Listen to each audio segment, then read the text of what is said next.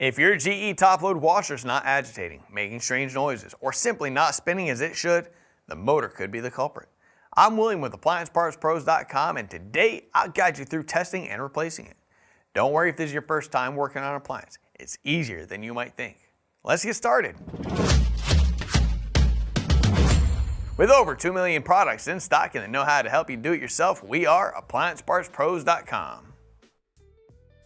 For today's work, we'll need a multimeter, a block of wood, a putty knife, a 1/4 inch nut driver, and a 3/8 inch wrench or socket.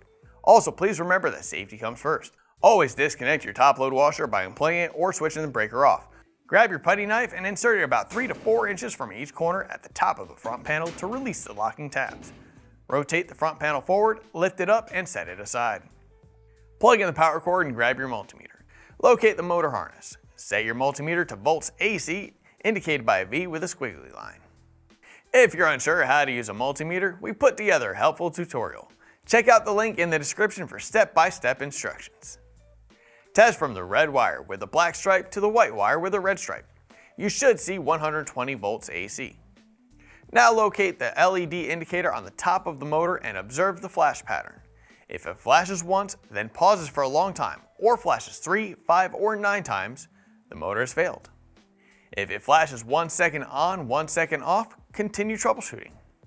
Any other flash pattern indicates a specific fault, which should be cross-referenced with the model's technical sheet.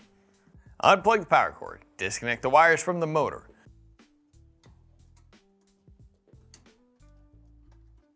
Remove the drive belt from the motor and pulley. Set a block of wood under the front of the tub to lean the tub back. Using a 3/8 inch wrench, remove the nuts securing the motor to the drive assembly.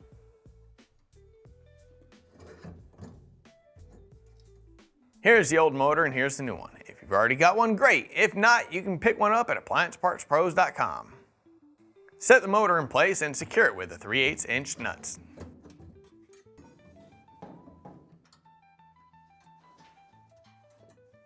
Reinstall the drive belt, looping around the motor pulley and the large drive pulley, and remove the block of wood.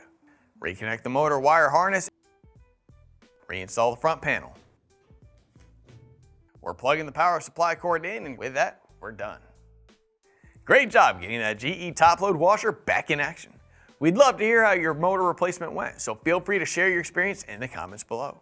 And remember, if you still need a new motor, just have your model number handy and visit AppliancePartsPros.com. Most orders arrive within just a few days. Thanks for letting us be a part of your repair journey, and we look forward to helping you on your next project.